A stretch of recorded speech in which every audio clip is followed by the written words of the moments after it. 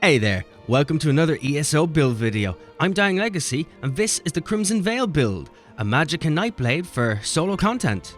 Crimson Veil comes packing insane survivability in AoE that'll keep you kicking during those trickier situations with ease. Soloing veteran arenas, dungeons and overland content has never been so easy. This is a quick build guide. We'll be going over the race, attributes, mundus, food and potions, followed by the gear, skills, passives and champion points lotables. The info will be minimal, so I'll only be going over what's necessary. However, do feel free to comment and let me know if you want a full detailed guide or if there's anything I could do better. With that out of the way, let's get into the Crimson Veil build. Beginning with the race. This is entirely up to you as the player, as every race has its advantages and disadvantages, and overall, the stats that they give are only minimal to the overall build, so choose what you like and play the way you want.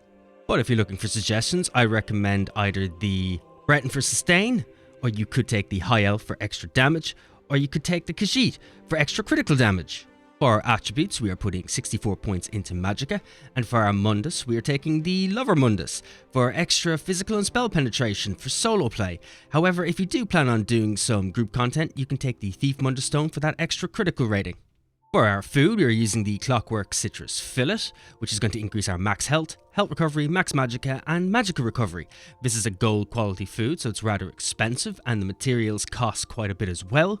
It can be bought at the guild merchant. However, if it is too expensive in the end, you can always take the Witchmother's Potent Brew, which is much cheaper, and you won't get the health recovery or as much of a boost to the stats, but it is only a minimal decrease, so overall it doesn't matter which you choose. The potions we're using are Essence of Spell Power potions, which will grant us major sorcery, major prophecy, and major intellect, as well as restoring magicka instantly. You'll be using these potions for those harder fights where you want to keep up your sustain and damage. You can also buy these at the guild merchant or make them yourself.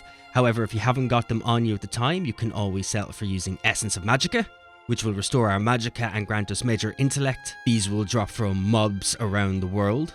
They may not give us an overall big boost, but it is handy to have a potion on regardless, so use what you have for those extra free stats. With that all out of the way, we're going to move on to the gear. And with this build, we have a choice of a Mythic Ring or an Arena Staff. However, they're not completely necessary, and I do have options in place if you want to use something else, or if you just can't get your hands on them yet. But starting with the Mythic Ring, we are using the Ring of the Pale Order, which will restore 20% of the damage we deal as health. You can grab this ring from the Antiquity system, and we'll be taking a Spell Damage enchant and the Bloodthirsty trait on it. This ring is fantastic for our survivability, but it does also use a slot on our build. So because of this, we'll be taking this in place of either the Helm or Shoulder slots, and we'll be pairing it with the Magma Incarnate set, which is the monster set gotten from the Dread Cellar, the Helm from Veteran, and the Shoulders from the Undaunted Vendor in any of the cities. We'll be using the light version with the Magicka enchant and the Divine's trait. Now, because we're not using a full set, we'll only be getting the one item set bonus, which is going to add extra magic recovery and stamina recovery. And for those who can't get their hands on the Ring of the Pale Order, you can go with a full monster set, and I would suggest taking the Ice Heart set from Direfrost Keep, the Helm from Veteran, and the Shoulder from the Undaunted Vendor. Ice Heart's a good option because it'll give us a shield anytime we do critical damage, which will help keep our survivability high when we're not using the Ring of the Pale Order. We're also using the Maelstrom's Inferno Staff, which you can get from the Maelstrom Arena. You can get the Perfected version from the Veteran difficulty. The Perfected version will add extra offensive penetration. It will increase our damage, but overall it's just a small increase, so it doesn't matter if you use the Perfected or the normal version. This is on our back bar, and we're going to be using a Weapon Damage enchant and the Infused trait. We're using the Maelstrom Staff because our light and heavy attacks will deal additional damage to enemies in our Wall of Elements. If you can't get your hands on the Maelstrom Staff, or if you just don't plan on using one, you could use a Willpower Staff instead. It's just going to add a couple of extra max stats to our back bar, but it will provide a slight damage increase. You usually get the staff from your satchel in the mail after doing random dungeons, or you can pick it up from a guild vendor.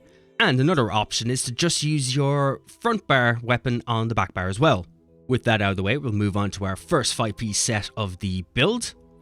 This is going to be for the chest, waist, hands, legs and feet. They'll all have a maximum magicka enchant and all have the Divine's trait. And the set in question is Bassai's Mania set, which you can get from Rockgrove. There is a perfected version from the veteran difficulty, which is going to add extra weapon and spell damage. Again, it's just a minor increase to damage overall, so you can take the normal or the veteran version, whichever is easiest to get. Either will do just as nicely. Basai set overall is going to add weapon and spell damage, we'll gain minor slayer at all times, and it'll add critical chance, as well as increase our damage done to non-player enemies by up to 12% based on our missing Magicka. Now, if you can't get your hands on the Basai set, or if you haven't stepped into a trial or anything, you can get the Dark Convergence set, which is gotten from PvP, or you can buy it straight from the Guild Merchant. The Dark Convergence set is going to give us extra Magicka, offensive penetration, and weapon and spell damage. And while casting abilities that leave an effect on the ground will create an area that applies a snare, and after a second delay are going to pull enemies towards us, dealing magic damage to all the enemies in the circle, and it's going to deal increased damage for every subsequent enemy that's added to that circle. This effect can occur once every 15 seconds. This set works very well with our AoE abilities, and gives us good coverage if we're not using Basai's Mania. The next set we're using, which is for our jewellery and for our front bar weapon, and if you're going to be using the Ring of the Pale Order, you'll have one piece of this on either the shoulders or the head. If you have a piece on the body, you'll want it with a Max Magicka enchant and the Divine's trait. For our front bar weapon, you want an Inferno staff with the fiery damage enchant and the precise trait. And for our jewellery, you want to have a spell damage enchant and the bloodthirsty trait. And the set in question is the Mother of Sorrow set, which can be gotten from Overland in Deshan, or you could buy it from a Guild Merchant. Mother of Sorrow is going to add Max Magicka and heaps of critical chance, which is going to add a lot of extra damage to the build. And if you happen to be using the Ice Heart monster set, it's going to help proc the shield quite a lot. And that covers the gear, so we're going to move on to the skills, starting with our front bar. First up is Dark Shade. You can morph this from Summon Shade, and this is found in the Shadow skill line. You'll summon a Shade version of yourself to attack an enemy and fight at your side for 20 seconds. The Shade slashes at enemies, dealing magic damage, and occasionally whirlwinds all enemies around it, dealing extra magic damage once every 2 seconds. The Shade's attacks inflict minor maim, reducing the enemy's damage done by 5% for 4 seconds.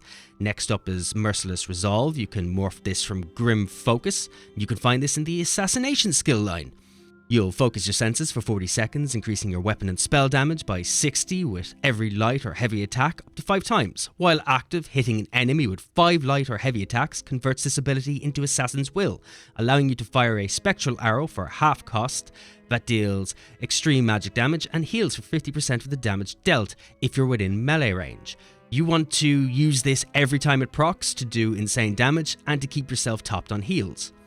We're also using Swallow Soul. You can morph this from Strife, and this is found in the Siphoning skill line.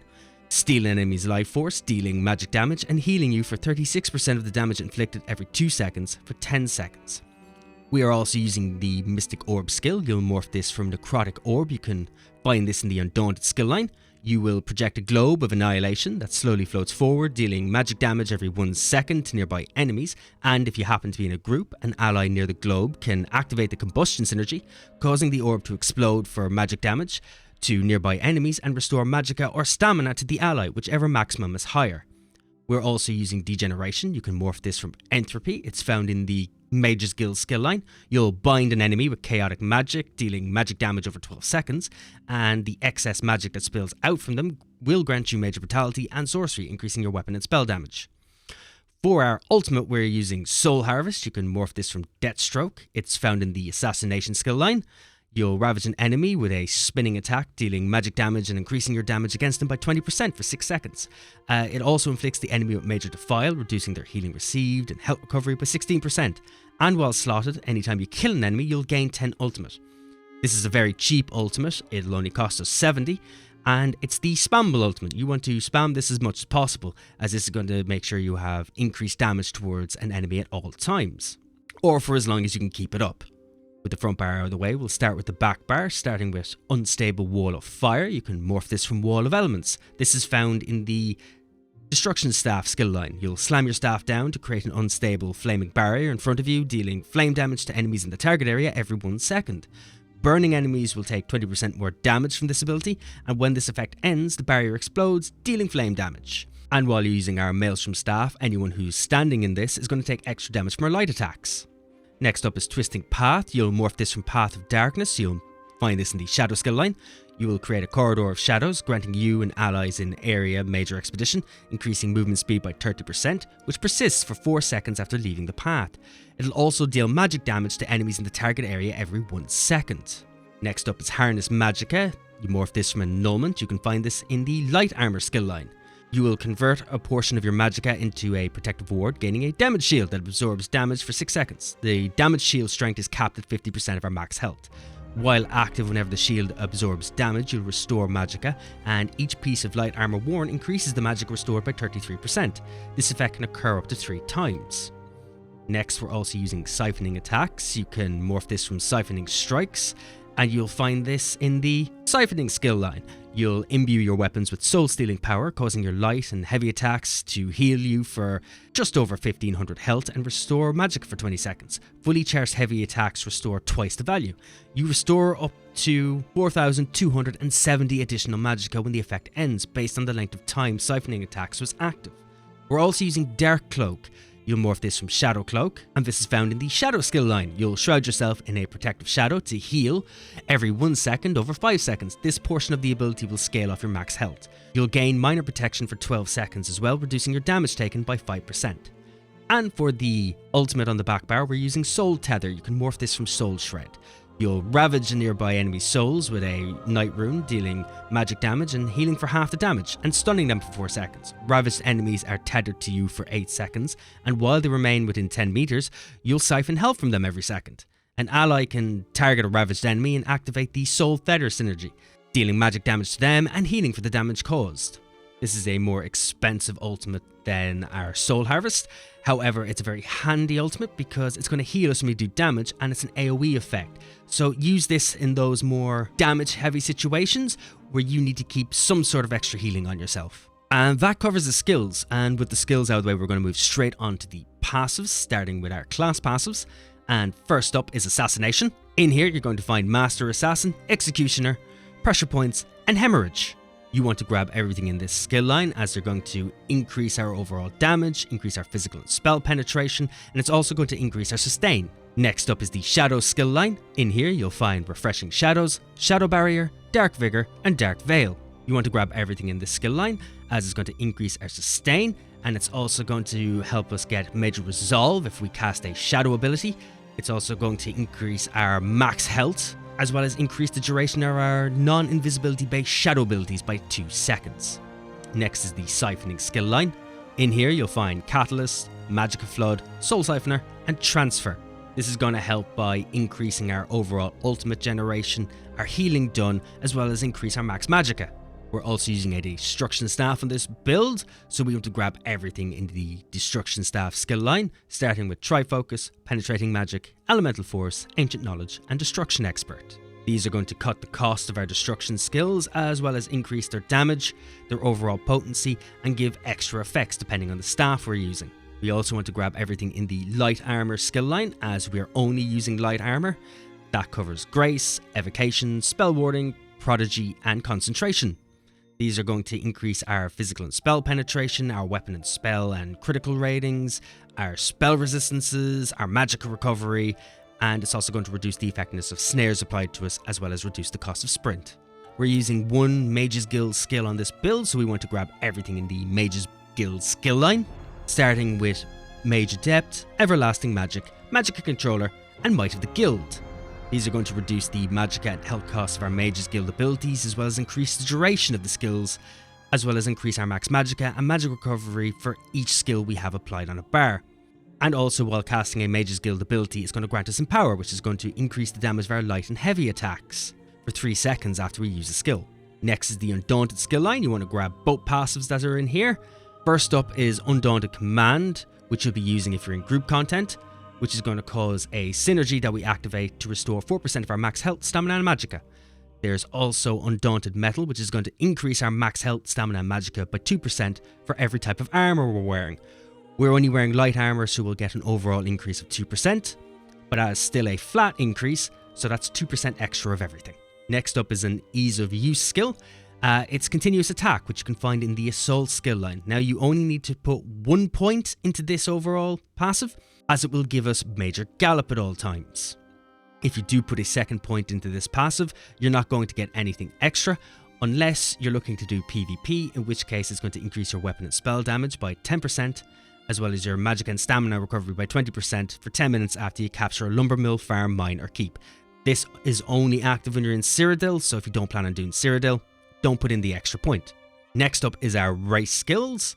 Now this depends heavily on the actual race you have chosen, so grab everything that's in there and read over them just so you know what your passes are doing for you. The last passive on this list is another ease of use skill, and it's medicinal use. This is found in the alchemy skill line, and I would suggest putting 3 points into this, because when using potions, the resulting effects are going to last 30% longer. That just ensures that our potions last longer than the actual cooldown, so you can always have a potion active at all times. Right, and that covers the passives. And with that out of the way, we're going to move straight onto the champion points, starting with the warfare tree. In here, you want to grab Fighting Finesse to increase your critical damage and critical healing, Deadly Aim to increase your damage done with single target attacks, Thaumaturge to increase your damage done with damage over time effects, and you want to grab Mastered Arms to increase your damage done with direct damage attacks. Next is the Fitness tree. In here, you want to grab Boundless Vitality to increase our max health, Fortified to increase our max armor, and Rejuvenation to increase our overall sustain. And we're also grabbing Siphoning Spells to restore Magicka per stage whenever you kill an enemy. And last but not least of the champion points is the craft skill line. You can grab whatever you want in here, as it's very situational and it's more for whatever the player wants to do overall, but if you do plan on doing some solo play, I do suggest grabbing Treasure Hunter to increase the quality of items you find in treasure chests, Rationeer to add 10 minutes to the duration of any food or drink that increases your character's stats per stage. When this is maxed out, it's 30 minutes. And Liquid Efficiency, so whenever you use a potion or a poison, you have a 10% chance to not consume it. And also Steed's Blessing. This is going to increase our out of combat movement speed by 20%, which is handy just to get around the maps and to get from area to area. And that covers the Crimson Veil build. I hope you found it useful, and if you're looking for more builds like this, please like and subscribe, as I do bring out a new build once a week. And if you have any thoughts on the build, or if you have any recommendations, or if you just want to chat, do feel free to comment. It is the best thing about making videos, is that I get to talk to all of you, and I do try my absolute best to comment back and reply. And also, starting next week after this video, I'm going to start uploading variety content, which are mostly Twitch highlights and such, and things I've done myself. I will still be doing ESO builds, which will still be coming out once every week. This is just to add a little bit of extra variety to the channel and to give everybody a little something extra during the week. And if you happen to be looking for a little extra content, you can also find me over on Twitch at twitch.tv/dyinglegacy. I think that covers the video. I've been Dying Legacy, and this has been the Crimson Veil build. Thank you so much for watching, and please, as always, be awesome.